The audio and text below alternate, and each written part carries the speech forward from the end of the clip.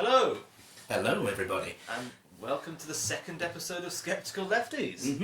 A slightly unplanned episode of. Well, I can't say that really because the first one was kind of unplanned as well. But Yeah. this is going to be actually part two, leading on from episode one, because in our drunken stupor we sort of realised we'd running out of time and hadn't actually touched on everything we wanted to. No, exactly. So we thought we'd do this second episode really quite quickly after the first one, because we were talking in the first episode about the Corbyn movement and about politics, about the year 2015 and what made the Corbyn movement so special and such a breath of fresh air at the time. But we didn't really get around to doing everything post 2017 election, where Brexit really drove a coach and horses through the entire movement, so we wanted to kind of touch on a lot of those things because they're extremely relevant to politics right now. Absolutely.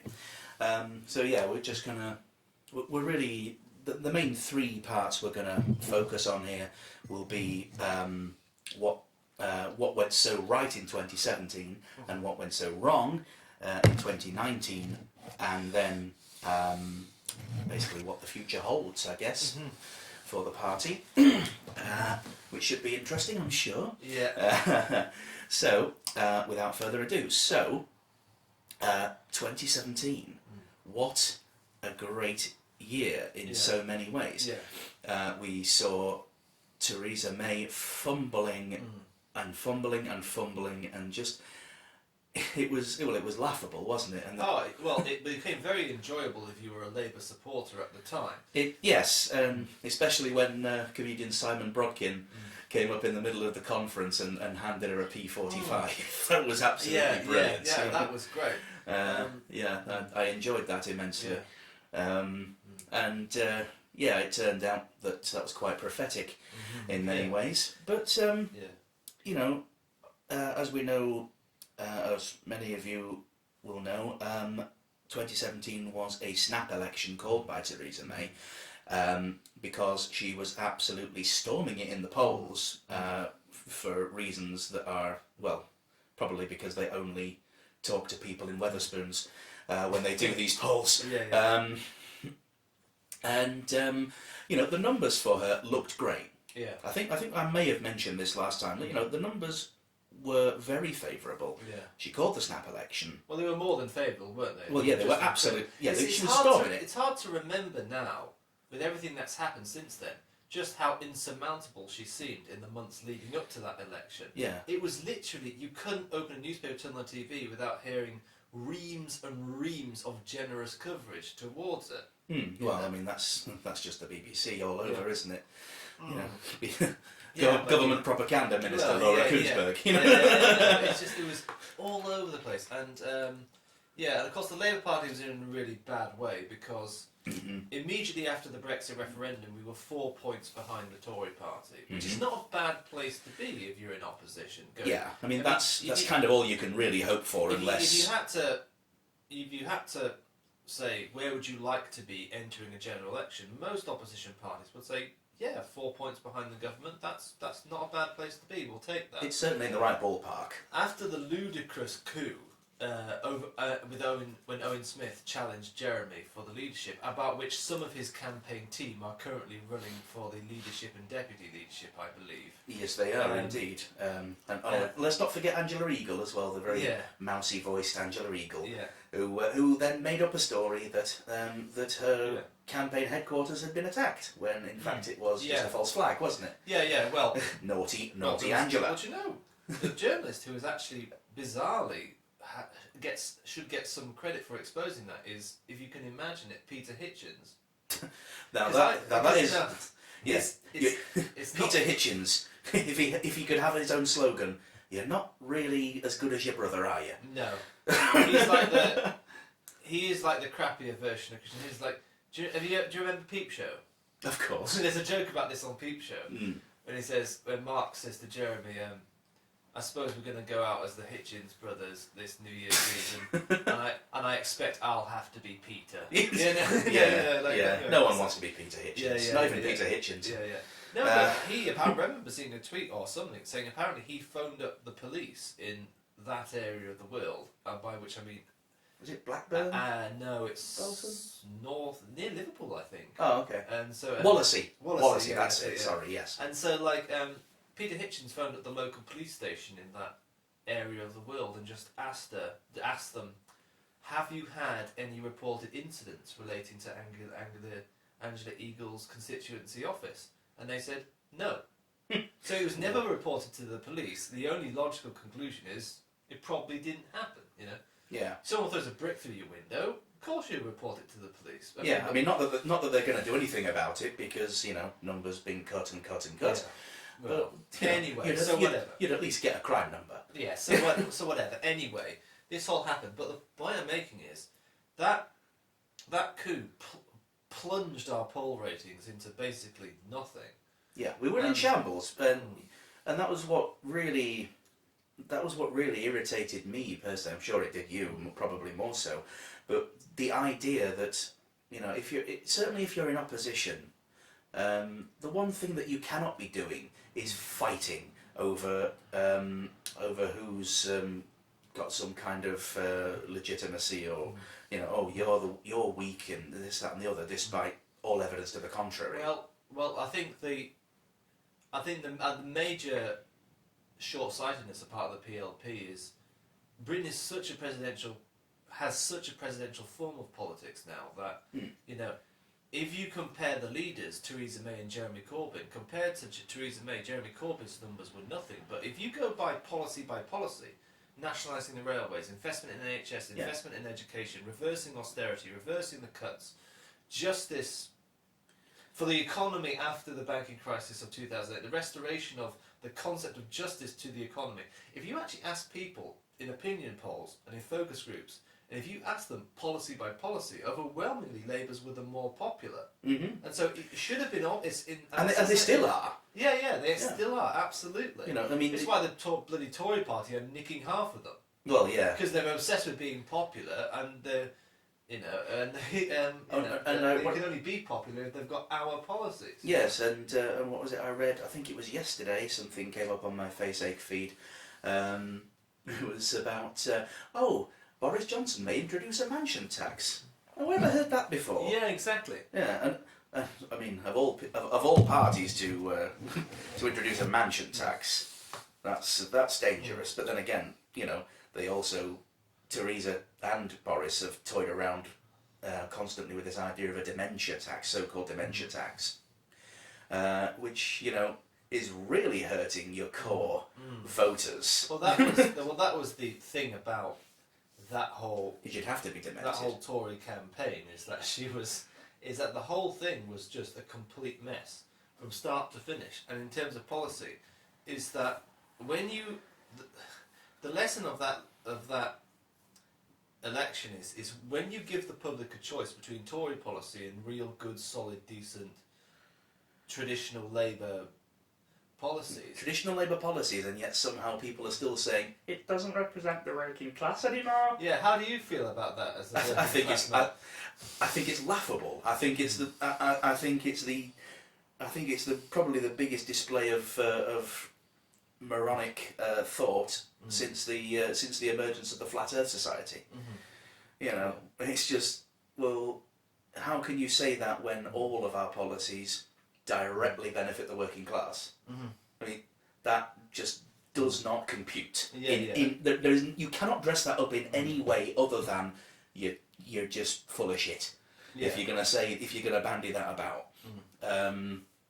But anyway, so so Theresa sees these epic poll numbers while we're bitching about who's got the bigger dick. Have you seen that footage, by the way? Have you seen that fantastic footage of the hustings between Owen Smith and Jeremy Corbyn from Glasgow? Have you seen this footage? So, I need to, by the sound of it. So at the start, Owen Smith, he's making his opening pitch to the audience, and he does that traditional thing, which is quite common in debate, of saying you can either have 4 more years of Jeremy Corbyn or you can change and have me. And the moment he said, "You can have 4 more years with Jeremy Corbyn," Everyone the cheered. entire audience burst into applause. It's really funny. That's Yeah. if there's any, I mean, there is no shame in giving up. Yeah. In my opinion, there is no shame in surrender. Yeah. In that sense, when Yeah. you are clearly so overwhelmingly outnumbered.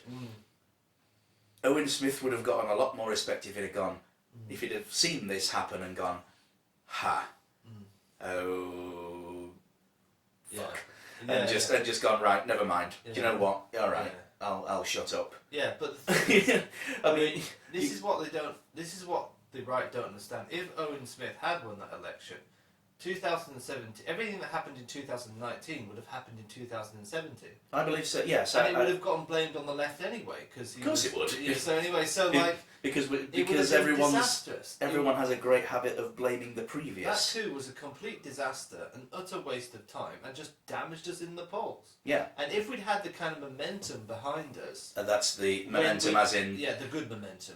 not the political movement momentum. Yeah. So we had real election momentum behind Yes, us. We would yes. have, and if we had started from 4 points behind the Tory, we could be into the 3rd year of a Corbyn-led Labour government by now. Maybe as a minority government, maybe as a coalition with the Liberals. But Until the Liberals went batshit mental. Yeah, we'll talk about that. I think later. realistically, if we were going to go into coalition with anybody, I would rather have gone in with the Scottish Nats. Yeah, so would I. Despite the fact that I am thoroughly of the belief you cannot have nationalism without fascism. Yeah. Eventually, it will lead to it. Yeah. Anyway, so that's by the by. But anyway, so the campaign goes brilliantly. Labour have a fantastic first week. It's literally they had a strategy where they announced one policy a day. The first week goes fantastically well. The manifesto drops. Everyone loves it, and from then on, it's just good news followed by good news followed by good news followed by good news, and then followed by smears saying that it's not costed, even though it absolutely was. Just as so the same in 2019 So as yeah, well. in 2019, I mean, the Tory manifesto don't even have any numbers in them at all. Yeah, and neither did they in 2017. No numbers at literally all. No numbers at all. No. Um, But again, it's these people who don't understand the basic core tenets of economics. You cannot take out what you do not put in, and that's always kind of been, again, sorry, tangent, but it's always been a problem with the left and right politics, because the left historically has come in and has invested in public services, and then the right has made the argument of, oh my days, we're spending all this money on all these frivolous projects and this, that and the other, and we're just throwing good money after bad. And then they come in and asset strip everything back to the bone and wonder why they've not got anything back out at the other end. Yeah. Well, that's the story. Whereas if they'd have left it alone, Yeah. the investments would have returned. Yeah. Would have returned dividends. And that is just economics 101. Yeah. I mean, this is really the story of Britain's post-war economy. It's been so badly managed by the Tories, and everything's like. And yet they throw exactly the same argument back. Yeah. You know? But I mean, I was thinking to myself, Fred, like, a lot of things that are obsessing politics now, like the North-South divide, the over-dependency on Britain's financial sector. You know, all these issues that are wrong, the long-term issues of the Britain's economy, they're just basically housekeeping issues in the economy. It is, because they're basically just, you know, if we you was your don't- household, you would just do it, wouldn't you? Yeah, I You mean, wouldn't fret about what it. doesn't help is the fact that we are now since the war, we've moved from a nation that makes stuff to a nation that just provides services. In this case, mostly financial services. I mean, the city is huge, and this is why one of the big bugbears that I have coming from the right of politics was that if we were to go through with our policy of putting up corporation tax back to its original pre-cut level, that all these great big corporations would flee Britain, despite the fact that we would still have been the lowest in the I think it was the lowest in the G20, and also they clearly didn't understand the fact that if you are in well, if you can say that your company is based in the city of London, that is a massive prestige thing. That's just as good as Tokyo or New York. You know, it is a massive boost to your stock prestige, if you like. And for a company then to say, "Oh, screw it, we're going to Belize," people are going to be like, "Huh?" Yeah. No, the reality is the Tories can say all these companies are going to leave us if we increase corporation tax. No one ever leaves a country where they're making a profit. No. No. So yeah, if you're making a profit, you're not going to leave. As I always say when when arguing with a landlord about closing time, if the cow's still giving milk, carry on. Yeah. You know. Yeah, exactly. Like anyway, so the campaign goes swimmingly well. Corbyn gains momentum. He gains in confidence, and he does incredibly well on television. Helped by the fact that Theresa May didn't turn up. Oh, that was that's amazing. Something we'll also talk about where Boris Johnson didn't turn up either. Oh yes, the empty chairing of you know, it would have been so much more fantastic, because then we could have just thrown all of our smears at him to an empty chair and say, Mr. Johnson, you know, just go full Ali G and a house. Mr. Johnson, I put it to you that you sucked off a horse. Do you deny it? Yeah. And of course, there you go. And there's your answer, ladies and gentlemen. You know, and just play them at their own ridiculousness. Yeah, I mean, and this is of course where obviously in the as far as just societal politeness goes, Jeremy is a much better person than I am, because I would resort to petty backbiting and outright name calling. Yeah. So yeah, that's probably why I'm not a politician, and also the fact that I'm far too lazy. Yeah. Well, being lazy is not going to stop you being a top politician at all. Most of them are lazy bastards who do. Yeah, I didn't think of that. Although, you know, probably not. You know, I probably wouldn't make a good left politician. Anyway, but the 2017 election, it goes incredibly well by most measurable successes. Obviously, ultimately we don't win. Yeah. However, we make terrific gains in some absolutely shock seats.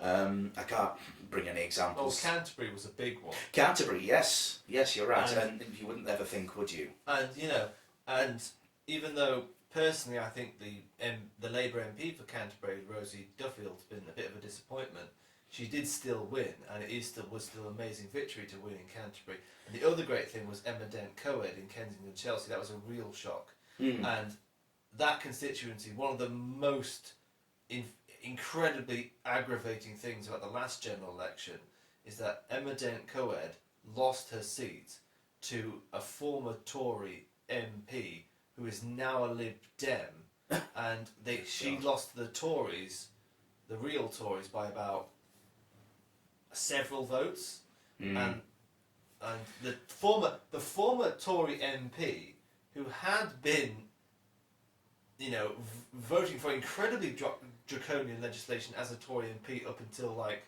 2018-19, and then was shoehorned into the Liberal Democrat, into a Democrat safe seat. He got 6,000 votes, and Kensington, and this is the constituency which includes the Grenfell Tower. Oh, yes. I hope the Liberal Democrats are fucking proud of themselves. My hatred of the Lib Dems is now approaching levels I reserve for the Tory party.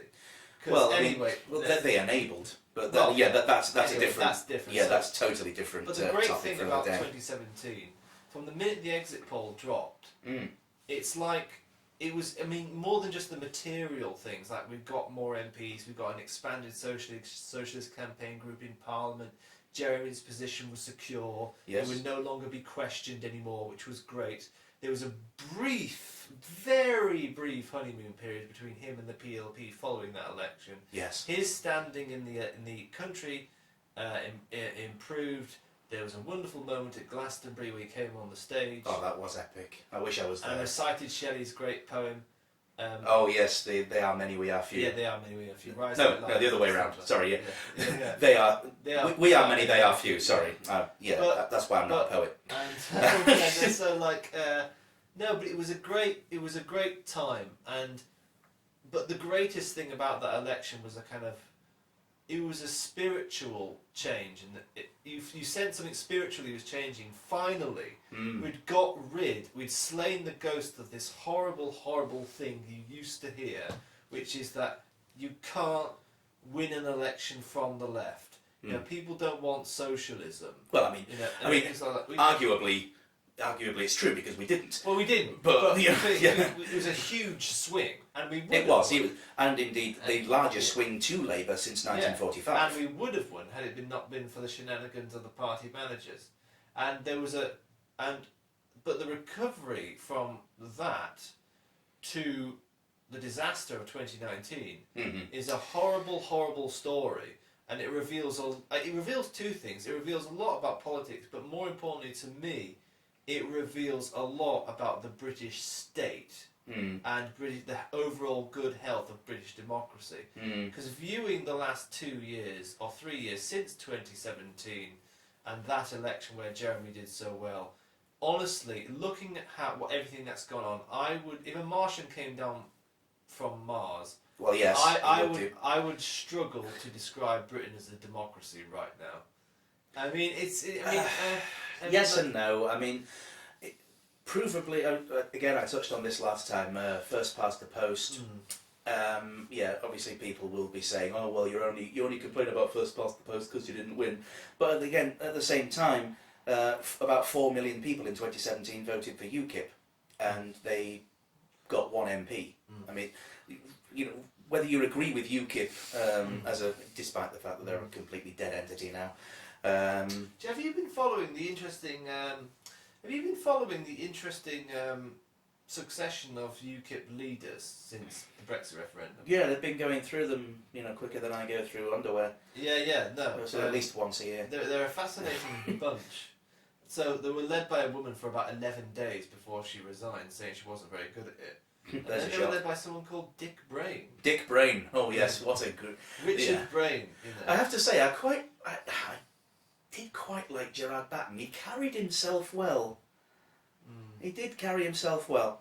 Anyway, so it's. I mean, it was one of those strange things, and they didn't really help their cause in many ways. Certainly during the MEP elections.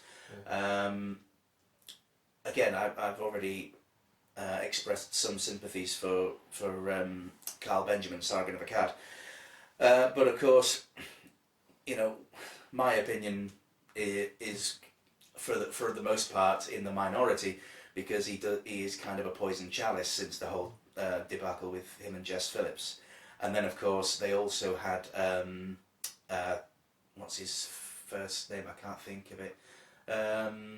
Anyway, Count Dankula is his screen name. The guy who got into a lot of trouble for getting a pug to do the Nazi salute. Right. Despite the fact that doesn't take the piss out of Jews, or it takes the piss out of Nazis. Right. Okay. Fair enough. And where the judge said that context is irrelevant, which just kind of pissed all over every tenet of language, pretty much, and certainly jokes.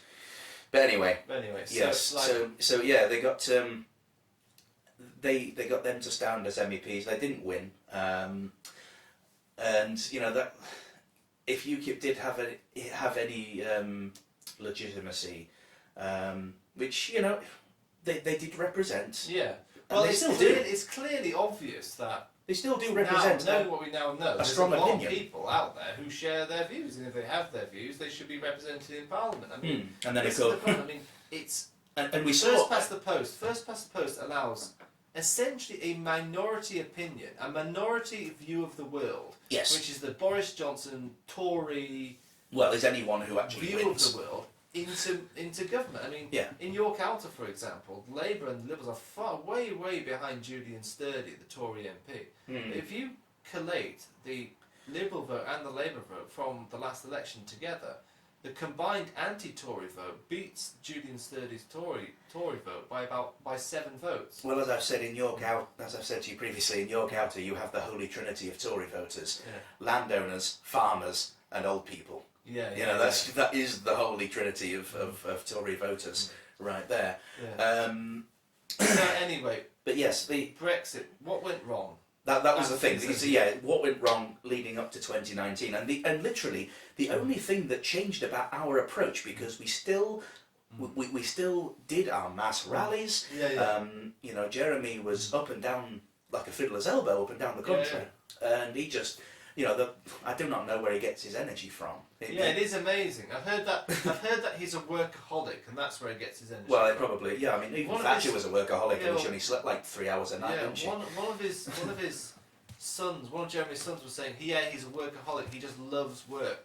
And he does. His energy was phenomenal. Yeah. As it shows you what clean living and teetotalism and vegetarianism will do for your system at the age of.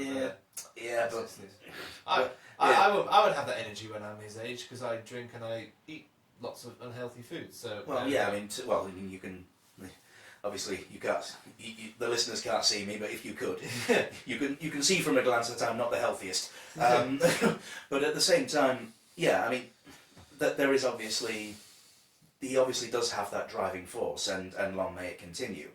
Because we all know, regardless of what happens after Jeremy steps down, he as a politician will not stop. And you know, he will just keep going until he probably drops. Yeah, I've heard he's setting up. I'm really excited by one of these ideas that I think he's setting up post leadership. He's setting up some sort of international foundation, to spread Corbynism around the world. That sounds too utopian, but to kind of encourage the spread of democracy, socialism, human rights, to kind of encourage international Corbynism. Now, I think that's a really great idea.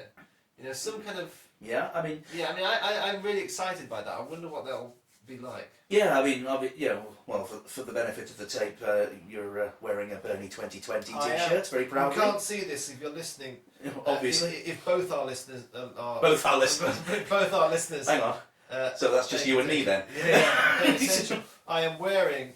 I have adorned on my body a Bernie 2020 t-shirt, adorned on your body like it's war paint. Well, in many ways it kind of is, I suppose. And I was telling you just before we started recording, the excellent Michael Moore documentary called Fahrenheit 11/9. It takes in the crisis in Flint, Michigan. The water crisis they had there. Some people think capitalism triumphs all over the world. Capitalism can't even provide clean water. Well, it could. It's because that's definitely a topic I want to focus on at some point in Flint, Michigan, because it is a fascinating and actually quite disgusting story in many ways. But anyway, so in that documentary also it goes on to say that a lot of US states in the last US presidential election 2016 actually showed that a lot of states, the Democratic legislation actually lied and declared for Hillary, despite the fact that Bernie had completely aced it nearly across the board. And people were just outright lying and saying, we're going for Hillary, and which, if that's not corrupt, I don't know what is. And I have to say, as much as I hate Donald Trump, you got to say it, crooked Hillary. Yeah. You know, that's not good. He was fortunate in that he was going up against possibly the worst candidate the Democrats have ever put up for anything. Yeah, but if you lose to the worst possible person, but then again, Jeremy knows about that with Boris. So back to this Brexit thing. Yes. To cut a long story short, what happened is... Well, that was the only thing that really changed. Well, what happened is we had a direct vote in an indirect democratic system, right? Mm-hmm. Yeah. So then we have, at the moment... At the time of the referendum, the Tories were sitting on a very small majority. They expected to get a thumping majority, so they didn't have to bother with reaching out to the Labour Party and all the other parties. Mhm. But then they were faced with this conundrum of a hung parliament, Yes. and they were completely caught like a rabbit in the headlights. So what they tried to do, because they're not very bright, the Tory party, and they're not exactly subtle thinkers in that party, so they basically tried to ram the same policy through a parliament which didn't have a majority, and they tried to ram it again and again and again and again. Yes. It's Despite so the easy. fact, Still. despite the fact that they didn't have a fucking majority for a withdrawal bill policy. Yeah, and, And, it was a sort of great thing. Do you want it? No. Do you want it? No. Do you want it? No. Do you want Yeah. it? No.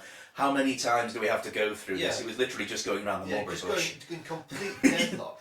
But but this shows you the phenomenal sense of arrogance and entitlement. Yeah, it does. From the very beginning, it didn't even question them. It didn't even think of them to question why Jeremy Corbyn, a man who was portrayed as a complete no-hoper, who would never ever catch a wind with the public, they didn't ask themselves why this man had just got 40% of the vote. Hmm. They didn't actually think. You know what? A lot of the problems of that parliament could have been solved, but if the Tories had had a cross-party Brexit negotiating team from the very start. And this is what I said. I wanted for the benefit of the nation. Okay, we've had the referendum, whether you like it or not, and you've got to accept it. I'm sorry, you've got to accept whether you like it or not. So at that point, I mean, I don't like the fact that the Tories won the last election, but I've accepted it. you have to. What are you going to do? You're not going to say, "Oh, not my prime minister." Well, yeah, he is. It doesn't matter if you say it or not. Well, He still is. If you divorce yourself from real politics in that way, you end up in You do. kind of facile gesture politics. Well, like- you're divorcing yourself the from whole- reality, aren't you? Like the whole kind of, not using the new 50 pence piece type of things. I don't know how you feel about that, But but there's new 50 pence. I tell you what. To be fair, a friend of mine actually, I was having a conversation with him. He's a staunch Remainer, like a fierce, angry Remainer, and he said, to be honest, because I joked with him. I was like, well, they would make good targets if you want to take up shooting. If you're that, just a throwaway comment. And he said, you know what? Actually, no. A better thing is just to give them to charity. yeah. Let let let some good come out of it. Maybe a refugee charity or something like that. Oh, that'd be good. Yeah, But anyway, that would look, be good. look, I hate the Tory party, but Really? it It doesn't come across. But but I mean, the whole hung parliament basically threw a spanner in the works of these carefully laid Tory plans, and what happened in that is all the politics got kind of shunted into a pressure cooker, because you had the Tories trying to ram the withdrawal bill, Mm-hmm. through. Repeatedly. And at the same time, on our side, we had another force on our side, which was putting real pressure on the on the Labour Party and the leadership in particular, to adopt a people's vote policy. Well, the referendum itself was a people's vote. You can exactly. call it. You've already had one. Yeah, we already had a people's vote, and unfortunately, unfortunately for the losing side, you're lost. And this is kind of where we get to the point where we're sort of divorcing ourselves from reality. We're sort of the party are kind of apoplectic with this kind of this sort of screeching of I want to remain, I want to remain. Well, unfortunately, if you want to remain, you've got to fuck off to France. I wish Jeremy had just said this. I wish Jeremy had just told the absolute recalcitrant Blairite Remainers to fuck off and actually put his foot down and said no. Because what happened in that is, I do hold myself to some extent responsible, because I didn't imagine that after the referendum people would people would retrench into their Remain Leave identities in the way that they did. They absolutely They did. absolutely did. I rather naively thought we'd have a more open conversation about Well, I think you this know, is what about, kind about of, the long-term problems of Britain's post-war economy, and well, I think I what honestly really thought didn't that help. would happen, you know, and What really didn't help in that is the fact that we still retained the partisan politics, whereas if we'd have adopted basically what I liked to at the time term a war cabinet, yeah, i.e., all party politics is suspended until this, you know, and every political party within the House who has you know, every party has a representative at the table. yeah. Well, that's what I'm talking about. I'm Yeah, having a cross-party negotiating team from yeah. the very start. It Like, you absolutely would- should have been that Yeah, way. absolutely. And you would have, if that had been the case, you wouldn't have seen this kind of savage retrenchment, this parliamentary deadlock. Because the government could keep an eye on how much support it had in the House all the way through. Absolutely. Two reasons. One of that, the Tory party had no respect for a Corbyn-led Labour Party, so they Yep. didn't bother. And secondly, this absolutely retrenched ultra Remain. There's a set side to the Remainers in the Labour Party which took the view that Brexit was a zero-sum game, and that all forms of Brexit, no matter how soft, even the softest of all possible soft Brexits. So like a poached egg kind Yeah, of. a kind of the Andrex puppy of Brexit. Aw. Kind of the softest of the most cuddly kind of Brexit. Cuddly Brexit, I you love could it. possibly have was sort of, even that was a betrayal of the working class, and you know would destroy business, and you know mountains would fall into the sea, the earth would. The sky would fall in.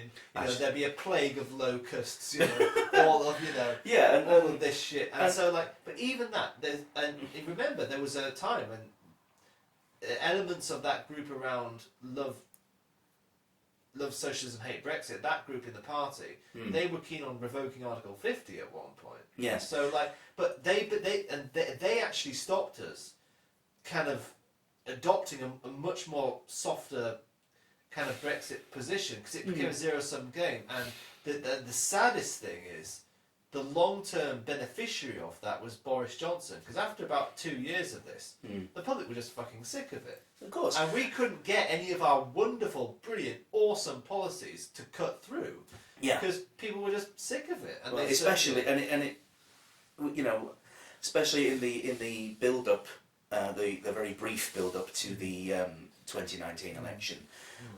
Yeah, we were again doing exactly the same, you know, copy and paste kind of tactic of 2017, because it provably worked in a lot of ways. Yeah. So you know, again, the big rallies, the releasing policy after policy after policy, but I think what really didn't help is the fact that realistically, and I don't want to be disingenuous to the British public, because you know everyone's opinion is equally worthless. Yours, mine, you know, Boris's. Yeah. We're all equally worthless. Anyway, but you know, it's a lot easier to listen to the simplest message, and Boris had the simplest message: Yeah. get Brexit done. It's Well- 3 words. We, you know, our message was 6 words for Yeah, the many, yeah. not the few. Yeah, yeah. I mean, Um, I think that conservative message caught a wind with people because Because they were sick of. they were saying, right, it's over. Yeah. You know, whereas we were talking about something which was actually, in the end, very complicated. Yes, It we was would a- have dragged it out further and Yeah. further. And so, Whereas the idea is, if you vote for us, you'll get it. Yeah. You'll get it within 4 or 5 weeks, yeah, and that's fantastic. Whereas we were kind of coming at it. Well, if you vote for us, you'll get Brexit, maybe subject to you giving giving your sort of assent in about 6 months' time. yeah, And people were just like, oh, come on. yeah, And I totally sympathise with them. I think at that point, Yeah. you know, Brexit has blinded the entire country Yeah. to everything that is wrong with the country. Yeah. Because, Exactly. and because the EU is being blamed for so much that is wrong, and the deep entrenchment you mentioned of the staunch Remainers is equally true for the deep entrenchment of the staunch Brexiteers. Yeah, yeah. People like the European Research Group, the ERG. Yeah. Well, I don't know if they're led by Jacob Rees-Mogg, but They were, certainly I think. he's Yeah, although he's got certainly a quiet. major. He's got a bit quiet recently, hasn't he, Jacob Rees-Mogg? Well, I think they're still hoping that no one has noticed the fact that his company is based in Dublin, and Yeah. he's that now, of course, going to be domiciled outside the EU. Therefore, his company can still take advantage of all the great things that the EU has to offer in terms of the single market, Yeah. and yet he can still cream off as much as he likes in his own little offshore tax haven, which is exactly what Jeremy Warren certainly warned the House about, and indeed the nation, you know, of having basically a tax haven off the shores of France and you know, and Belgium and Yeah. that. I mean, I hate the Tory party campaign. I thought the manifesto was disgusting.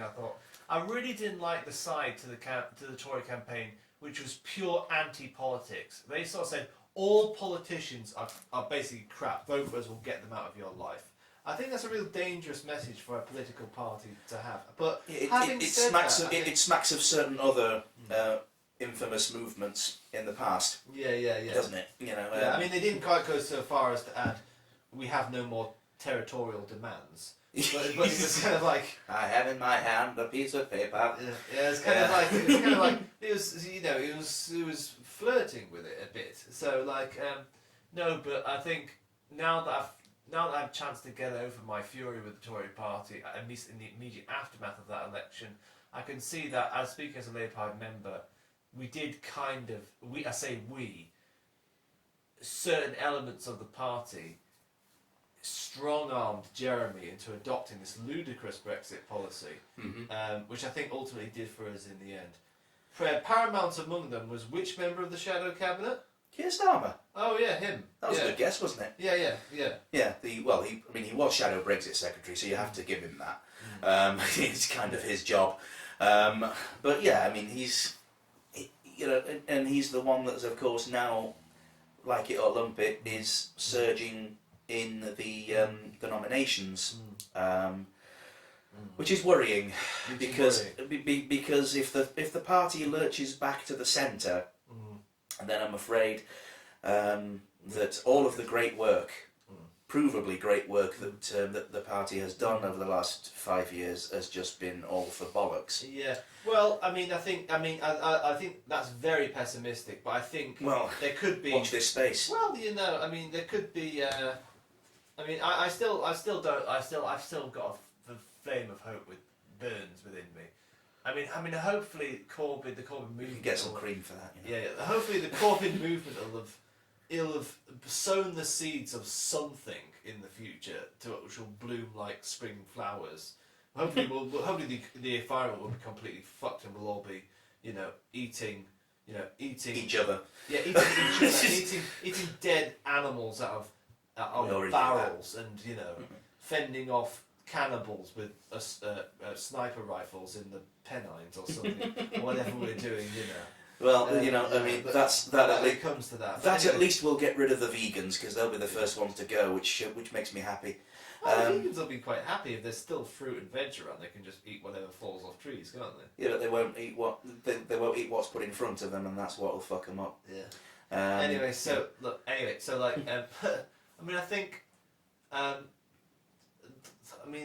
I basically don't know what the mainstream media's been saying about the Labour Party since the election, but I can imagine it because I just basically stopped watching the media from the moment the exit poll came out. I did actually watch it through to the bitter end, mostly because I was at work at the time, and what else are you going to fucking do on a night shift? Yeah. I watched the live stream, and just because there is a glimmer of hope that it could be wrong, but unfortunately it was worse in many ways, because we lost so many great up and coming people, and of course some stalwarts like the absolutely fantastic Beast of Bolsover himself, Dennis Skinner. However, mitigating circumstances for Dennis because he was actually quite ill, it turns out, and he wasn't really able to campaign. And of course, many, the so-called Red Wall, I don't know about that, but... do you think we can get the Red Wall? Do you think it's a permanent thing, or do you think it's an aberration? This. Well, even Boris himself had a rare moment of introspection to actually realise, and he said so in his speech, that he realises that these usually staunch Labour areas may well have only lent him their vote, and that he said that your hand may have tremoured above the and you may have felt sickened to your stomach as the pencil hovered above the box for Conservatives, and I have to say I kind of admire that, because that is something that Boris never really does. No, he does not really have a sense of introspection at all. He's kind of it's something that was unexpected. But the other thing about that election is our policies outside of Brexit, which couldn't cut through to the public, because the free Wi-Fi was a bit... Oh no, I love the free Wi-Fi. I loved it, but at the same time, it was one of those that was kind of just last minute, and it was like, why? It made sense. I love British broadband. I don't care what anyone says. British broadband is absolutely sound. Go to Estonia and tell me that. And tell me you think that. Well, go to South Korea. I mean, they've managed to provide 96% of their country with free Wi-Fi. Pass. Anyway, I don't really know a lot about them. But there wasn't because our policies were not catching a wind with the public like they did in 2017.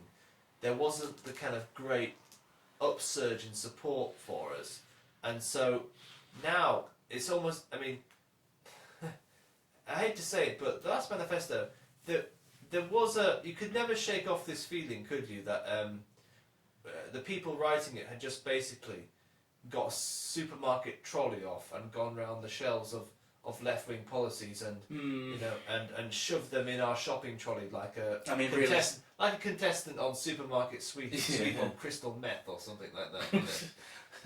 Yeah. Yes. I was thinking he was going to go with Crystal Maze actually, but the Crystal Maze on crystal meth would be even better. Anyway, yes, I agree. I mean, the only thing that was missing from the manifesto was a cut in VAT, which would have been nice actually. I mean, there were some absolutely fantastic policies in that manifesto. There was a lot of it was really, really, really, really good. But there's a lesson in this, they just could not get cut through because of Brexit. Yes, well, I mean, it's been the only thing that's been on the news every single day for the last 3 bloody years. Yeah, it's hardly surprising that nothing else can get through. And the thing that I really hate about that whole period in politics is where the Labour Party, there was a sense that the Labour Party is like we were just kind of being impertinent for voting down the Tories' shitty bill. I mean, the withdrawal bill. We are not. We don't exist in politics to bow down to our upper class lords. I mean, it's opposition. It's called opposition for a reason. If you don't vote against, the government, you're not really an effective opposition, are you? Yeah, it's such a naive idea some people have about politics that we can all just get around the table and resolve our differences. Like, how on earth are you going to resolve your differences with a party who makes disabled people cry in government offices? Yeah, well, and indeed take their own lives. Take their own lives. More. I remember 1 year in the last 10 years, more people died as a result of being sanctioned than were murdered in the United Kingdom. You're more likely to kill by the DWP and the Tories than be murdered. Anyway, it's an interesting parallel from history there about sort of offing the disabled. Just going to leave that one hanging. I mean, okay, so they let them do it themselves, but it's kind of murder by proxy, if you like. Yeah. If you drive someone to kill themselves, are you culpable? I would put it that you actually are. Yeah. And so that's Probably driving a few of our listeners to kill themselves. I don't know.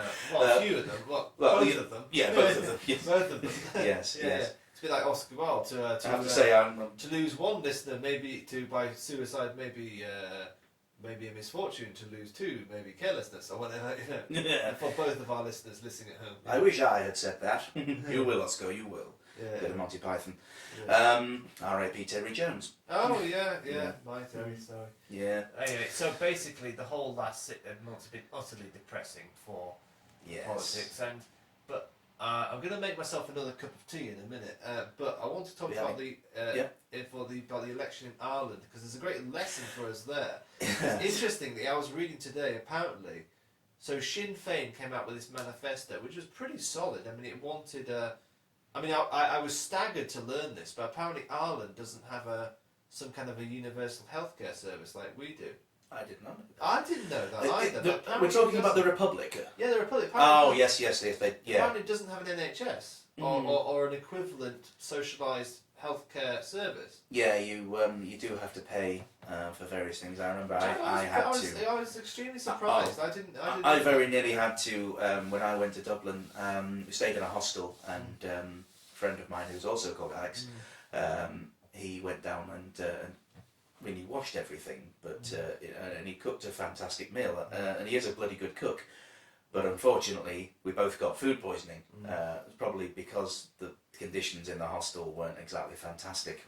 But anyway, and I was feeling delicate, to put it mildly, and well,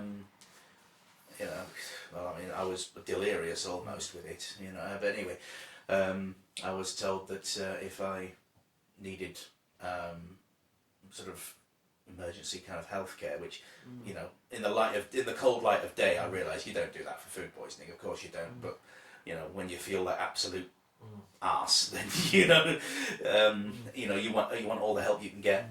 But yeah, it was going to cost like €70, I think, something like that, which was, I was a bit like, dang, because I had European health insurance card, EHIC, which I would actually encourage everyone to get while you still can, because if you're on holiday in Europe, it's a useful thing to have, and it's free, which is always a good thing, the best price there is. But anyway, yeah, so that was a bit of a shock. Yeah.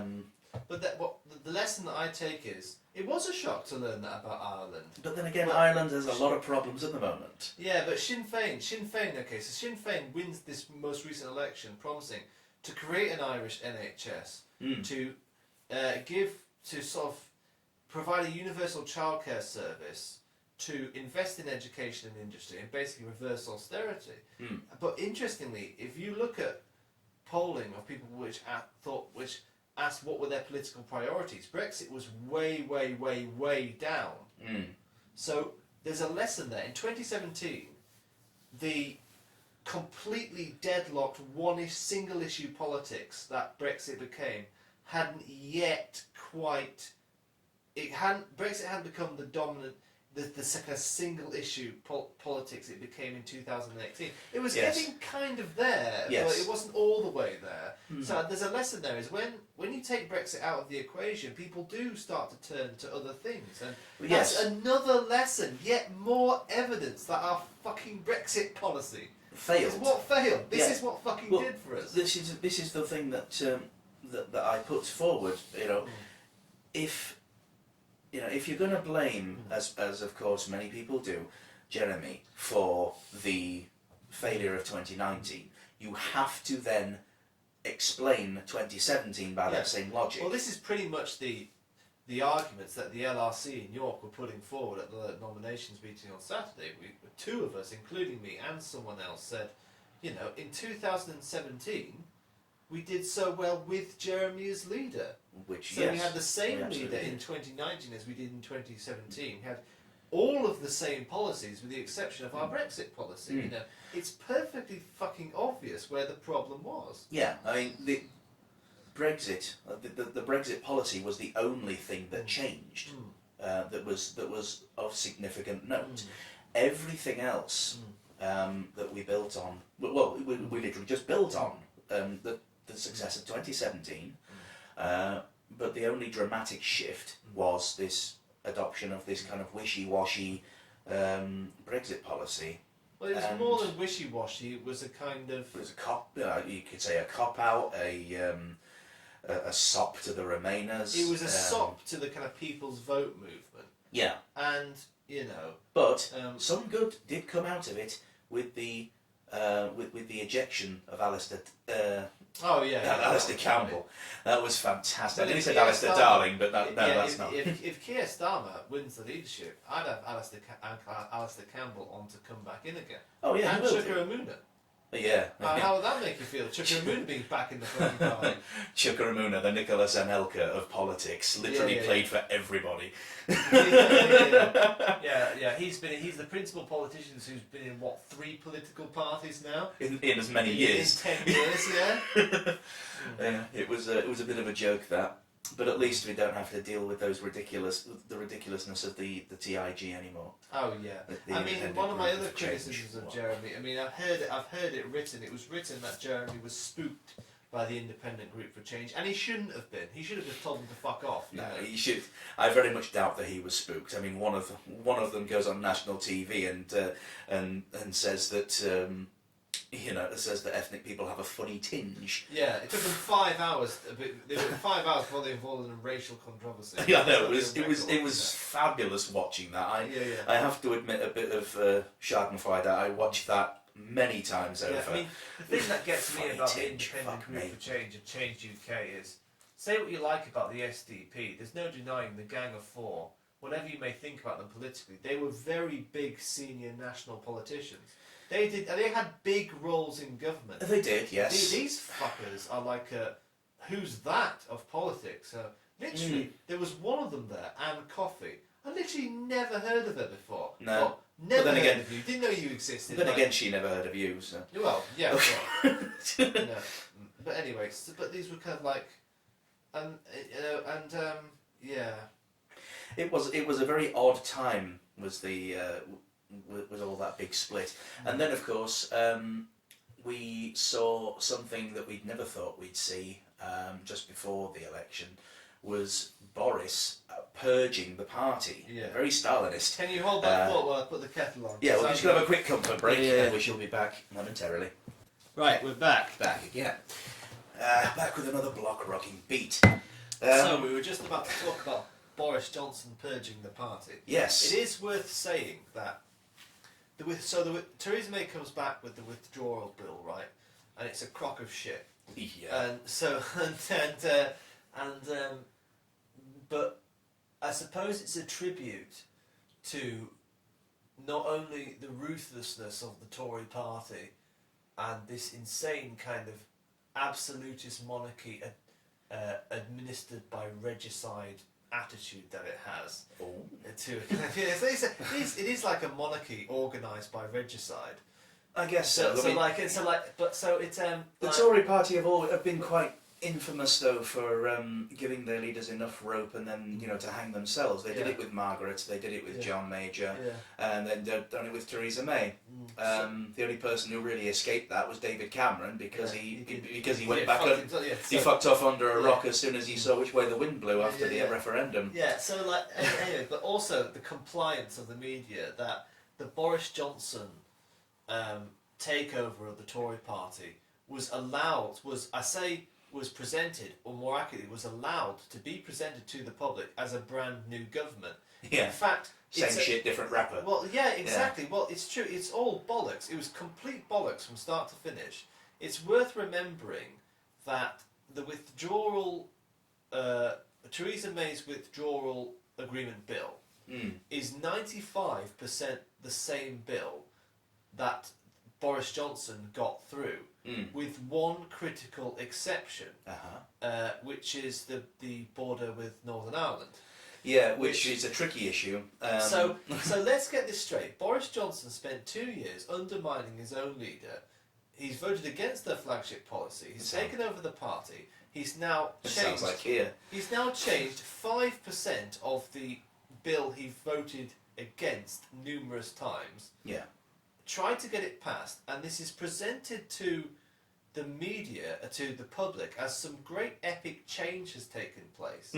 But I say to people, this is why the Labour Party continued to vote against it, because if we had voted for it, we would have just looked completely stupid. Yeah, it was the same. It was basically the same thing, exactly the same policy, but with Boris's name written at the top in crayon. And, and Theresa's crossed out. The only difference is, and the worst thing is, the solution to the Irish problem, which actually, superficially, I don't think is necessarily a bad one at all. Please, let's just call it an Irish border problem rather than the Irish problem.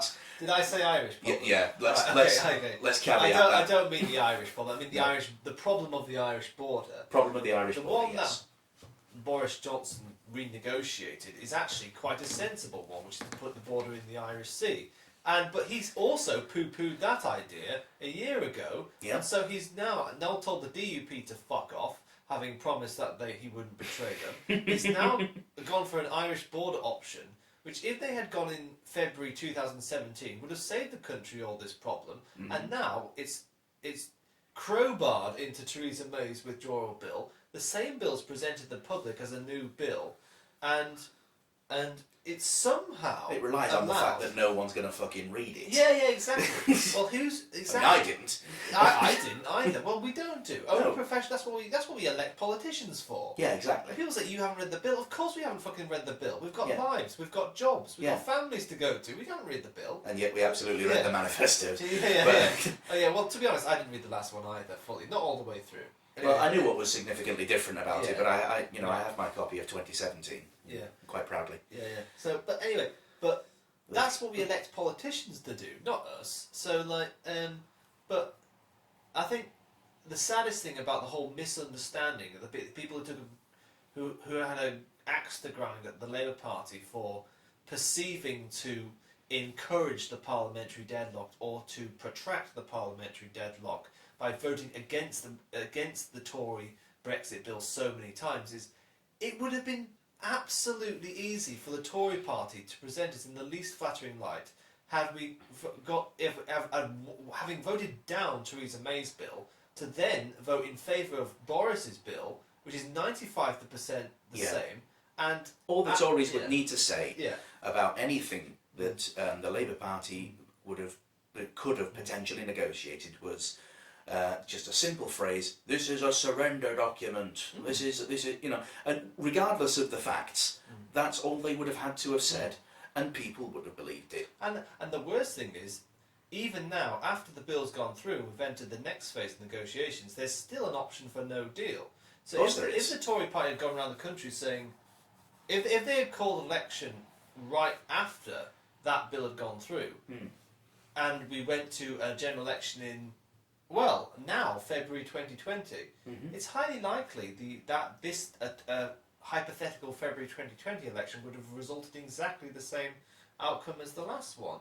Yes, I believe so. Because a lot of Brexit voters from the Labour side would have inferred that there would be a pathway to no deal if they just voted Tory. So it's a complete... And many people... it's interesting how many people... members of the public are just like, oh, screw 'em, no deal, despite the fact that it's not so simple as that. The EU are saying we owe them so many billion. Oh, no deal, then we don't owe them fuck all. That's not how it works. We'd already signed up to these spending commitments. We would have had to have honoured them, regardless of any withdrawal agreement, deal or not. And I always do love it when people call it the Brexit divorce bill. Because if it really was a divorce bill, then we, as the aggrieved party, should be entitled to half of Europe. Which is interesting. Certainly, Europe should be paying us money to keep us in the standards of living to which we are accustomed. Which in our case is just a big clusterfuck of a dumpster fire. Which is what Britain has become after 10 years of Tory rule. I don't mind saying it on the internet. I'm probably going to regret saying this, but at the moment in Britain's like Britain's a shithole. It looks It is demonstrably worse than 10 years ago. Yeah. I mean, worst thing about one of the worst things about Britain is the country's got this horrible. Maybe this podcast will be dug up it'll be discovered in the Earth in the year 2100. Maybe, I don't know. We're all living on planets or evolved into some higher state of consciousness or whatever. But Britain right now, in 2020, around about the time of Brexit, it's got this horrible sense of failure clinging over every small town and every city. It's like you walk down the high street in a market town and it's filled with these grey, ill-looking people. Yeah. You know what I mean? Yeah, I mean, the one thing about the 2019 election that really hacked me off, I mean, regardless of any other issue, was Redcar. Yeah. When the people of Redcar voted Tory, they have to have longer memories, because it was only 3 years ago that the Tory government just literally stood by and watched the steelworks at Redcar close, all the jobs get lost. Yeah, I remember. I mean, I've had my disagreements with the Redcar MP. I can't remember, Anne Turney or something like that. But I have had my disagreements with her. But I thought the way she handled that steel mill crisis, she was quite good actually. And even though I politically disagree with her on lots of things, but you know. But yet Jeremy was saying, let's have British Steel. You know, it can't. If it's going to save the livelihoods of people, I don't see that there is no situation where that is not a win-win. Yeah, well, this is a great lesson for us looking to the future. Like, this is what these pillocks who are voting for Keir Starmer can't understand. It's like, if people in Redcar, having only 5 minutes ago watched the Tory party sit on their hands and do nothing to save the steel industry in that town, if they're willing, in spite of all of that, to forgive the Tory party, vote Tory, to get Brexit done, to get Brexit over, to leave the European Union, what does that tell you about their desire to leave the European Union? Yeah. Their desire to leave the European Union is so strong that they are prepared to literally sleep with the enemy. Yeah. They are prepared to go to that length to leave the European Union. Yeah. And I think the people, Keir Starmer and one of them, they just don't get it. I mean, they don't. This is the problems of having I mean, to some extent, this is the problem of a party which represents working people and its membership and its internal structures and the people who work for it, and it's institutionally it's quite a middle class party now. Yes. It takes a lot of the people who go up the ladder come from the kind of the so-called champagne socialists. Well, they come from. There's a lot of the management sector, the management area of the public sector seems to be very popular fields with which to harvest Labour MPs at this particular moment in time. Yes, and the future of the party I am worried for, because it does hang in the balance, because if it reverts to the centre, then the war is over. Yeah. We might as well just admit that we're going to have Tories ad infinitum. Yeah. Because you cannot, it's one of those things. Politics doesn't work on the basis of if you can't beat them, join them. Well, look what's happened in Ireland. I mean, I said before we started this programme that one of the things I wanted to touch on was the recent election in Ireland, because it's been absolutely extraordinary. You could say the same as Portugal would be another good example. They sort of went for a left-wing government, didn't Spain do the same? Well, was it Portugal? I can't remember. Portugal, the left won outright, and they've actually managed to not only reverse austerity, they've got higher growth than we do. Yeah. So I love the fact that when you're talking to conservatives, they come up with this horrible snidey thing and go, where has socialism's failed? Everywhere it's been tried. Norway, Sweden, Denmark, Portugal, Spain, Finland, New Zealand. Loads of European countries. Iceland even. Iceland. So they actually locked up their bankers. Just saying. There's options. Yeah. They are, we need now to be serious about the issues. Once. So can I just touch on Spain briefly? Yes, please do. Oh, Please so do. right. So Portugal is a different case because the left did win pretty well in Portugal. Mm. In Spain, it's a lot more complicated. So Ah. the kind of because their electoral system is different, it's proportional. There's a party called the PSOE, which is like a kind of very centrist, centre-left kind of a party, and then there's Podemos. Uh-huh. Now Podemos have had their ups and downs in the last 5 years. They're not quite the force they were, and there's been a couple of splits, I think. All right. But what remains of Podemos, the Podemos that is still being led by their leader Pablo Iglesias, PSOE need a coalition partner to govern with by a vote of one in the Spanish Parliament, and they've gone into coalition with Podemos, and they've accepted some of Podemos's manifesto. Now this has He obviously gets a quid every time he says Podemos. Podemos have had to show great political maturity in this, and they haven't got everything they want, but there's still a potential that this government, it's hanging by a thread, but if it manages to succeed, it could improve the lives of millions of Spaniards. Absolutely. And But yeah, it- Spain it- is that kind of, going back to what you were saying about socialism has failed everywhere. No, it hasn't. That's bollocks. It's not even failing in this country. I mean, No, it isn't. I was thinking earlier If today- socialism is such a failure in Britain, Yeah. then why are people so vehement? If you even look at the NHS with a sort of with the eye of, oh, I'm going to break you up. You know? I love it. The best things about the Tory government at the moment, the ones that are fascinating the Westminster bubble, are actually Ed Balls and Ed Miliband. Yeah. So like Ed Balls and Ed Miliband are the best members that this Tory government doesn't have. Yeah. But even if you look at somewhere like Bristol Council, for example, Mm. I mean, Bristol Council is probably one of my favourite Labour councils, if not my favourite Labour council in this country, because they've transformed Bristol in the space of 3 years. Mm. So they've made serious pushback against its homelessness problem with the development of Billy's tokens, Oh. which we're thinking This is a new thing to me. I'll explain it. It's a way of it's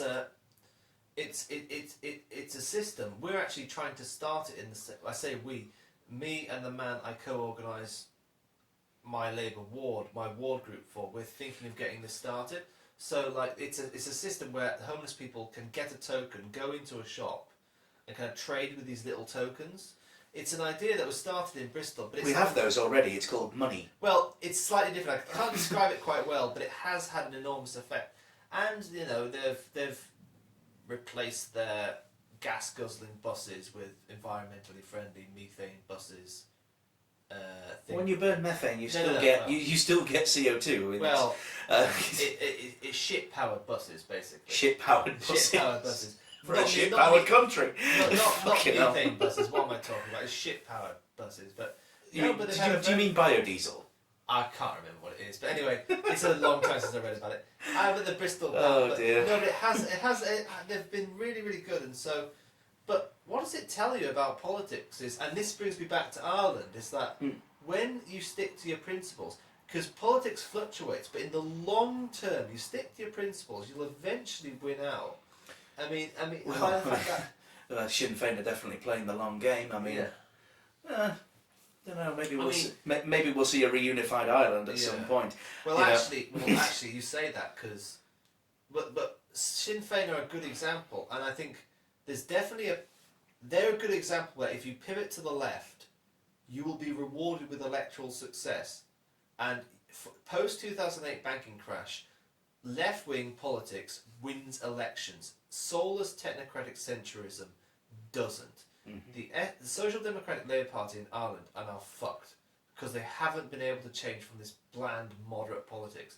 Sinn Féin have, like a chameleon, changed their colours slightly. They've Gone from changed. green to red. a little Well, bit. yeah, well, they have kind of. they've turned up the anti-austerity and taken their politics has taken on much more traditional, the kind of traditional left-wing politics you would expect to see in a country which traditionally has a more traditional left-right divide. And I do say this because I'm by no means an expert on Irish politics, and I think from Not British as far, people, not as far as modern politics Yeah. go. I yeah. I can tell you a few things about the Troubles, but I think- that's yeah. definitely another topic for another day. I think like a lot of British people. Although to be fair, I do. struggle. We could absolutely invite my friend Mags on. Yeah. She's quite well up on political things in Yeah. Ireland, Yeah. having just moved over here And it would to be- escape. And it would be great to have her on because Yeah. we need someone who knows the country very well. Yeah, Because for a lot, I expect we're not that different from a lot of British people. When you start to look at Irish politics, if you're British, it becomes maddening quite quickly.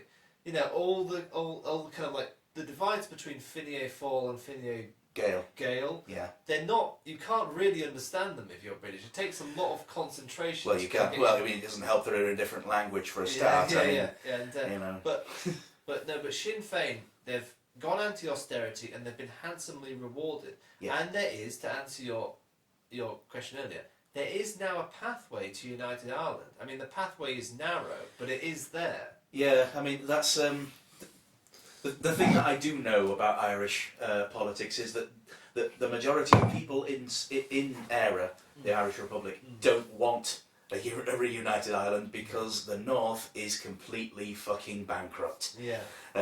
You know, there's nothing there. They would gain nothing by reuniting the country. You know, sort of that. You know, economically speaking. However, of course, there is still, you know, the tricolour, sort of, you know, the spirit of 1916, definitely still burns both sides of the border. I think I don't know if it's really ever going to happen in our lifetimes. However, the Good Friday Agreement did state that if there comes such a time that the people of Northern Ireland wish to join Éire, then both the British government and the Irish government would do everything they could to facilitate that. Oh yeah. I mean. And also, the thing that, you know, bringing it swiftly back to Britain, the idea of the Irish border question, it is it's sort of treading on dangerous territory as regard the Good Friday Agreement. And the one thing that we cannot do is go back on that agreement because, you know, I don't want to go back to the times where you daren't go to the pub because you might get blown up, No, or you daren't go in your, you know, go to your car. This, you know, that would be a disaster for everybody. I mean, you know, the absolute tragedies that we had throughout the Troubles. We must do everything we can to avoid that.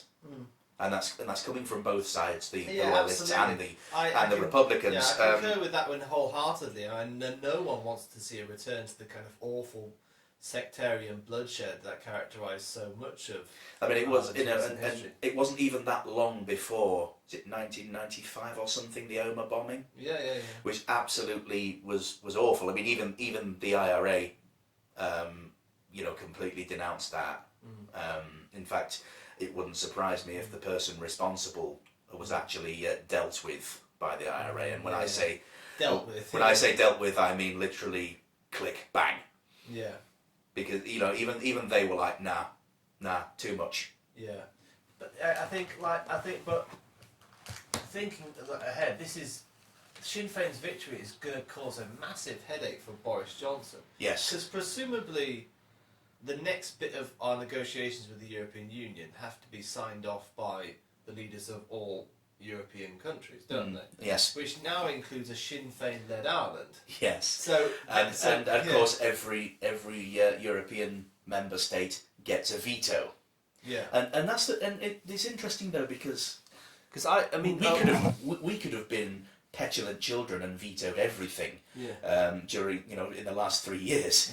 And I'm sure if Nigel Farage had his way, he absolutely would do. But and that was another thing as well, actually, that I'd love to touch on. how UKIP and then later the Brexit Party split the vote for the right and left. You know, obviously UKIP is generally, you know, right to the right of politics, but you know they're sort of right wing. What's the opposite of authoritarian?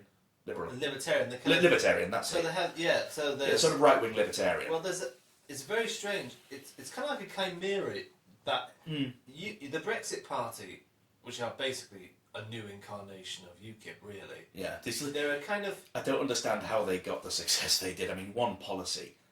Okay, so you know, let's just say in a weird scenario that the Brexit Party absolutely stormed the 2019 election, and Nigel Farage is Prime Minister. Okay, so he gets Brexit done. He leaves with no deal, and that's that. What next? Yeah. Well, you have to remember that Nigel Farage is a Thatcherite. Yeah. I mean, this is the weird. And a city boy. But he portrays his politics and himself. Oh, he's always there with a pipe like, oh, look at me, I'm such a man of the people. Yeah, I'm just a regular guy. No, you're a shithouse. You're a Thatcherite shithouse. But in the north, he bangs on about nationalising trains and things, and like so. This is like no state intervention and things. So it's a comedian like. But but this is very interesting because you've touched on another big split in the Brexiteers. Yes. There's one kind of Brexiteer, and when I say Brexiteer, I mean not only people who voted for it, like in the real world, but also people who are prepared to go out and protest. I think. People. You know, you can be a Leave voter. Would be someone like us. Yeah. We voted Leave, but you know we don't really do anything about it. Yeah. And then you get Brexiteers who are like, you know, they voted Leave, and they're going to be like, you're not listening to us. You don't believe in democracy. Yeah. Can't even spell democracy, but you don't believe, you know. But this goes right up to including MPs and the Tory cabinet. Is that there's two kinds of Brexit thinker. There's the nativist Brexiteer, Yes. who want a kind of big, gung ho, all powerful British state. Yes. You know, kick out the black and brown people. You know, all that kind of. But there's also there's also kind of like the mad libertarian wing of the Brexit Party, the Brexit movement. Yeah. The people who believe we're going to have some kind of jobs bonanza in the private sector. We're going to deregulate. Because deregulation never ever, Yeah. you know, leads to problems later down the line. You know, absolutely no bad consequences came out of Margaret Thatcher deregulating the city. But I can see this. I mean, our best This is case just a scenario, fact. I mean, this is as a Labour Party, we've got to get our act together soon, because if we're not careful, we could miss a potentially huge opportunity. Because that division I've talked about in the Brexit movement, between the kind of nativists and the mad, bonkers, libertarian unicorns and the kind of, you know, that they kind of the people who want to deregulate everything, have no welfare state at all. That has the makings of an almighty split. It does. You know. I think I think realistically, if we're going to make any headway in politics now, look, Boris can get away with a purge, why can't we? And if anything, the left are very good at purging. Joseph Stalin. Well, you know, maybe it would be a good idea if Jeremy had a bit more Stalinism and purged a bit more, don't you think? Well, I think if he purged at all, I mean, bloody hell, no one's been purged except Alistair Campbell, but that's only because he broke the rules. I know. Not, you know, but you know, people like, you know, absolute stalwarts like Ken Clarke and Nicholas Soames get kicked out of the Tory party just because they don't agree with Boris. Look at how quickly the Tory party kicks people out. I mean, it's just amazing. Much to their detriment, because they absolutely tanked their majority to a minority, and quite a significant one as well. You know, I mean, it is time to trim the Labour Party. Absolutely. You know, I mean, we need to. You know, we are too broad a church. We are absolutely. I mean, you know, as I said to you before we started and I've started this episode. If we get rid of the people who refer to each other as comrade all the time, why can't we just be friends? Why do we have to be comrades? Why do we have to sound fucking I do that sometimes. I would much rather refer to each other as friend than comrade. I do both, but I think it sounds it's too communist for me. I'm you know. I think if you're I think if you're a Stalinist or a Trotskyist, Maybe a touch of Trotskyism. I think you can legitimately claim that you're probably not going to see that version of socialism emerge by parliamentary means. No. If you are similarly, if you're closer to the Liberal Democrats, I think you should go on there. But I agree with you, Fred. It's like the bonkers electoral system forces the Labour Party to be such an incredibly broad church. It's kind of too broad. Yeah, it is. To gather all these people in one direction. Yeah, but you need to be all at least pulling in the same direction, especially in opposition. Yeah, but you can't really pull when you've got people who are so wildly different, and this has the double problem of also kind of one of the reasons I think the Remain identity is so powerful at the moment is Remain encompasses a huge swathe of different political views.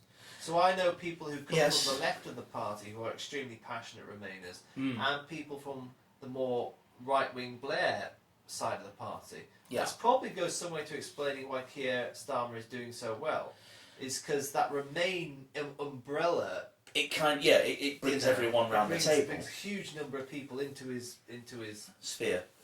Yeah, it does. But at the same time, I just don't want to see all of that hard work undone. If Keir Starmer were to stand up tomorrow and say that we will not be lurching back to the centre, we will be continuing the great policies of the Corbyn era, just like Rebecca Long Bailey has done. If that were to happen, then I'd have no problem supporting Keir Starmer to that extent. However,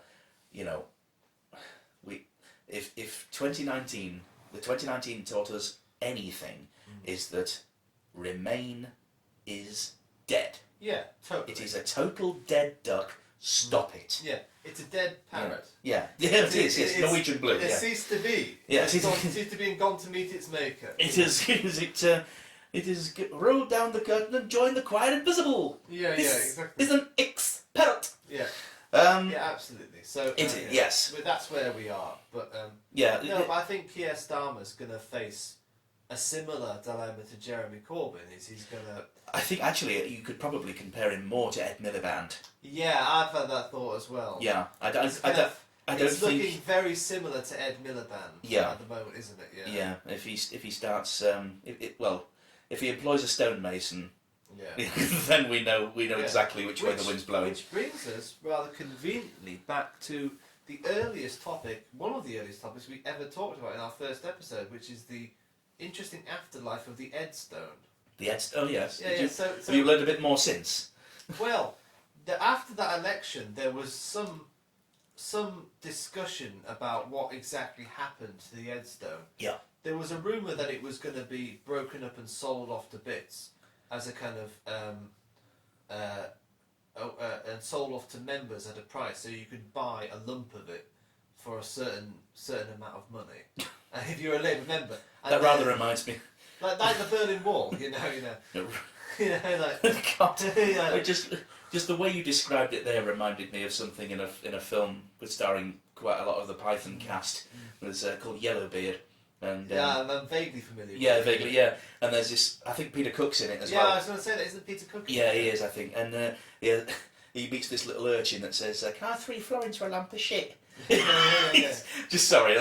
Yeah, but you could, if you're a Labour Party member, pay your 3 florins for a lump of shit instead. Yeah. And then there was a rumour, as I say, that it had been locked up in some warehouse and gathering dust like Raiders of the Lost Ark. But there was also a rumour it was in a garage somewhere. So it's had an interesting afterlife. People have been. I want to know. Oh, and do you know? And no exaggeration. Do you know what then happened? It turned up in a restaurant in London. Oh, so we actually know where it is. Oh yeah, it's in a restaurant in London. Which one? Is it like a high-end one? I can find it for you. Oh, he's going to find it. No exaggeration. This is an unexpected turn up. So the Edstone turned up like a couple of years later in this London restaurant. I hope they're using it for something really stupid, like it's the back wall of the urinal that you piss up against, you know,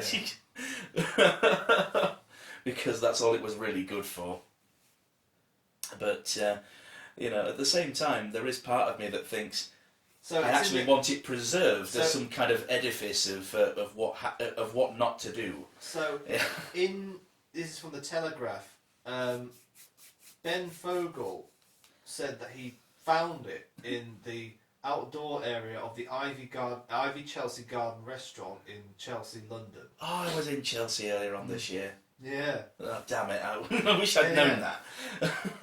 Then again, I don't think we were actually working together at this point, so I wouldn't have known. That's interesting. Yeah, I want to see it. I'm happy to cross into rich territory and find the mysterious Edstone. Have a selfie with it, and I'll tag him in it on Twitter. I know. Hey Ed, found your stone. Yeah. Like Anyway, that's stone. And I don't know what it's doing now, but I think it's been demolished now. Oh. I know you kind of want it to be alive. Cause I want it to be. I do. I actually do want it to, you know, to say, that, you know, if you want a reminder of why the Labour Party should not elect Keir Starmer. Yeah, the Edstone. Do you know what? Shall we keep this podcast? Obviously, I want to keep on going. Obviously. Yes, we absolutely will. We'll make a note of this episode and we'll review it in 2024. Ooh. Because I reckon Keir Starmer will have his Edstone moment. Yes. You can. Yeah, I reckon he will do. Yeah. Yes. Interesting. Yeah. I wonder what it'll be. Yeah. I can't think of anything particularly funny off the top of my head, but I'm sure there will be something that you could not even write. Yeah, no, it will be completely baffling, and it will be completely unexpected, and after it happens, the person who's responsible will get the sack, and we'll all be sitting around saying, wasn't that humiliating, and, you know, surely, why didn't they see that coming, you know? Yeah, it's troubling. You know, it's troubling times for the Labour Party as it currently stands. I think, you know, if Jeremy were to stand again, I know damn fine he would storm it again. Yeah, again, yeah. You know that, but then you know, some people will say, "Oh, well, that's just you know people being silly." I don't think so. No. You know, he is who we want. You know, he was returned. You know, he got that stonking majority the first time, and he got an even more stonking majority the second time. Yeah. And if the man who adorns my chest will Bernie, hopefully will win next year. This year, beg your pardon. I wish I could do a Bernie impression, but yeah, go on. Yeah. Well, my friend Chris really looks like Bernie Sanders. Oh wow! So I need to meet him. Yeah, we'll get him on the program. It'd be great. But anyway. Well, the listeners wouldn't be able to see. But so if the man who adorns my chest, Bernie Sanders, wins in November this year, well, I'd be on to say, yeah, Jeremy, come back. You know, because you can win. You know, so. Come back, all is forgiven, kind of thing. Yeah. I mean, there's nothing.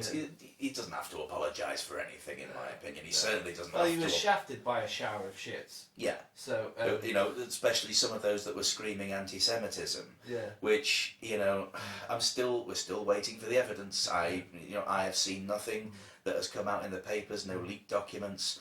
Obviously, there's been. I reckon if Keir Starmer wins it, we will see a sudden, shocking downturn in the number of accusations of anti-Semitism. Or indeed, if it went away entirely. Yeah, it's you not. Know. I mean, the thing is, given the fact that the reported number of complaints of anti-Semitism represented about 0.6%, so not even 1%. I'm sorry, but that does not indicate an endemic problem. That just indicates a clown at every circus. Yeah, of course there are. You know, and that does not diminish the seriousness of any accusation of bigotry in any form. You know, one instance is too many. Yeah. That is absolutely, you have to accept that. One instance is too many. However, to say that that less than 1% of the membership is or has said something anti-Semitic, and therefore that means the entire party has a problem. No, just absolutely, I reject that notion entirely. And it's only the people who are sort of are sniping in the background that are talking about it, like your Margaret Hodges, your Tom Watson. And I'm so glad. The well-known novelist from Dagenham. Watson. Good Lord. Yeah. Yeah, just coming out later this year. A person who is going to, a deputy who is going to take every step to undermine his leader. Yeah. That is completely unconscionable, and I would purge him. He would be my first purge from the party. If you ain't with us, you're against us. Now, at the same time, I do recognise that you cannot just simply have all one opinion because you just create an echo chamber. Yeah. However, we're trying to please everybody. Yeah. And unfortunately, that just doesn't work. You cannot please all of the, you can't please all the people all of the time. Yeah. And it doesn't, that doesn't diminish these, alternate opinions. I mean, I'm probably the king of alternate opinions when it comes to mainstream left-wing things. I recently got kicked off a Facebook page. I can't remember what it was called. It was that relevant to me. Just simply for saying, why do we have to have all these little extra clubs within Labour? Mm-hmm. Especially when BAME Labour, BAME, Black African Minority Ethnic? Black Asian Minority Ethnic, that's what it is. Not to say that these people don't have the right to be represented, they absolutely do. Mm-hmm. But at the same time, why do they have to have their own little club within a club? Yeah. Why can't they, is it just me, or does it sound arrogant that you have to have your own little club rather than a seat at the top table with everybody else? Mm-hmm. I would much rather see everybody all round the table, all discussing the ideas, rather than factionalising within the party. Yeah. To me, that just doesn't make sense. And that, and again, I wasn't nasty about it. I wasn't, I certainly didn't say anything racist or anything bigoted at all. I just simply posed the question. Yeah, it's about. And they kicked me off. Yeah. which is what really, you've got to be open to alternate opinions. Yeah, I mean, this is the thing, the idea behind skeptical lefties. We're skeptical about everything, but including ourselves. Yes. I think the idea behind this podcast is it's two blokes drinking tea or sometimes not tea on occasions. Cold tea, as my dad would refer to it. There may be wine and booze. Speaking of which, I've got an offer for wine. Have you seen this? This came in my Amazon. All right, well, I'll have a look at that later. Oh, hello. I mean, I'm not really a wine drinker, but at the same time, it does the job. We'll get next time. But anyway, I've got some lovely scotch for when I move into the new house. Yeah. So you kind of go. Most people, they just give this. If they go to university, they just stop doing this kind of thing when they get to 21. And the idea is just do it here, man. I mean, universities used to be such a great melting pot of ideas. People's, just two guys talking bollocks. Yeah. No. Anyway. I mean, people will accuse us of it, so lean in. Well, we are talking bollocks, but yeah, we are for the most part. There will be people who will listen to this and be screaming with rage, saying, you're about your fucking communists, this, that, and the other. Despite all evidence to the contrary. Even the communists will hate us, but I fucking hope so. That's the point. But at the same time, you shouldn't go around only. You shouldn't enter things like podcasts or any walk of life, including uni or work or anything. Just expecting to encounter views which are exactly your own. Yeah. Encounter different views. And speaking of which, I think. Well, I don't know if you want to. Oh, Should we will wrap up, absolutely. Yeah. I mean, but you know, certainly I want to, you know, I do at some point, you know, if our delusions of grandeur actually come to pass, I would love to get people from all across the spectrum, the political spectrum, to not to come on and Who would be your dream guest? You can invite anyone just to talk bollocks with for a couple of hours. Who would you do it? well, Dennis Skinner, obviously. Yeah. Dennis Skinner and the blessed Jeremy. Yeah. Again, people are just going to call us Jeremy lovers, so again, lean in. You know, Yeah, it's yeah, just yeah. like, you know, you can insult us, we will just simply not listen. You know, we're open to constructive criticism, of course, but if you're just going to be nasty, then well, you're just going to hurt my feelings, and I don't like it. Yeah. Yeah, it's. I want this to grow. I want this to become something.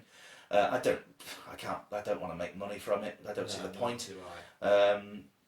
But at the same time, you know, we're just out there to put alternate views on things that have happened, Yeah. major events, Yeah. and this will encompass, hopefully, all facets of politics, for everything from gun control to, as we've done now, looking back, At the a very broad look. yeah, I mean it's a Very broad look at Yeah. the political, Yeah. the not prime ministerial, unfortunately, unfortunately, yeah. yeah, Well, the it's a leadership of Jeremy Corbyn of It's the a Labour Party. fascinating moment in the history of British politics because It will still do you know go what, down John? I've had a as fantastic important. time over the last 4 years. If you were to believe the media, you would think the Corbyn movement are just a group of itinerant, thuggish, anti-Semitic, Nazi, left-wing bastards, and it's not. It's so not like that. I've got tons of friends. Nazi left wingers. Yeah. Okay. You know what I mean? Yeah, I That do. kind I of do. hysterical hatred, which of mischaracterization of the Corbyn movement, like because. If you could meet all the people that I've met in this movement, they're not. They're just nice, community-driven people, and Absolutely. and you know, My local councillor, I only met him a couple of times, but lovely fella, absolutely Yeah. lovely fella, and I would absolutely love to invite him on. yeah. This is Callum. This is isn't it? Callum, yes, Yeah. Callum Taylor. Callum Taylor would do it. Yeah, I'm sure he would. I say I'm sure he would. I'm absolutely not sure of that. However, Well, if he may not actually. You know. yeah, He'll he take a- probably has better things to do with his Yeah, life, yeah. like anything. Yeah. But I mean, yeah, don't say that. Both our listeners may have their feelings hurt. yes, I might not like that. But anyway, so yes, we're not. Well, we have no delusions here, Yeah. apart from actual left-wing delusions that I'm Yeah. sure many people will accuse us of, Yeah. and they're more than welcome to. But water off a duck's back, I'm afraid, darling. You're gonna have to do better than that. Yeah. Anyway, so we have taken this broad look at everything that has happened in and around the Jeremy Corbyn movement, the good, the bad, and the ugly. And overall, I say, regardless of how you see the time of Jeremy Corbyn, it will still be seen. I think history will judge him very well. I think he will. I mean, I'm looking forward to the period in the next 20 years where Jeremy's 90 years old and is fated as a elder statesman of British politics. He more than likely will become father of the house at some point, yeah, I'm sure. if he decides to stay on as an MP, he will become father of the house. Well, he And, shows no signs of slowing down now in his is he early 70s? Oh, I think he was 66 when he was elected the first time, so he's going to be if Early not 70s then. 70 or 71. You Something know. like that, yeah. Bernie is even older. Do you know that? Oh yeah, Bernie's like ancient. yeah, Bless him. yeah. You know, as much as I love him, you know, it's like Yeah. you know, he's Yeah, like that- he's that- kind of like John McCain. Will he even make it through a term? And that is amazing what Bernie Sanders is doing as an 80-year-old. You know, Yeah, absolutely. The amount He's of physical exertion needed. yeah, to do that is and incredible. you can see the energy that flows through him when he gives a speech. Yeah, yeah. He's brilliant. Anyway, we will discuss Bernie Yeah. in detail at some point, I'm sure. I'm not sure what our next topic to cover for episode 3 will I'd be. like to get your friend Mags on to talk about Irish things. We could talk about Irish politics. Yes, I'm sure. I will give her a call and see Yeah. if she fancies it. Okay. Anyway, right, let's wrap this up. Right. Okay. And so, thank you, ladies and gentlemen, and others, for Listening to us. for putting up with us for the this next 2 hours. this crazy time. Yeah. Thank you. No, thank you very much for listening. And as they say in Hill Street Blues, let's all be careful out there.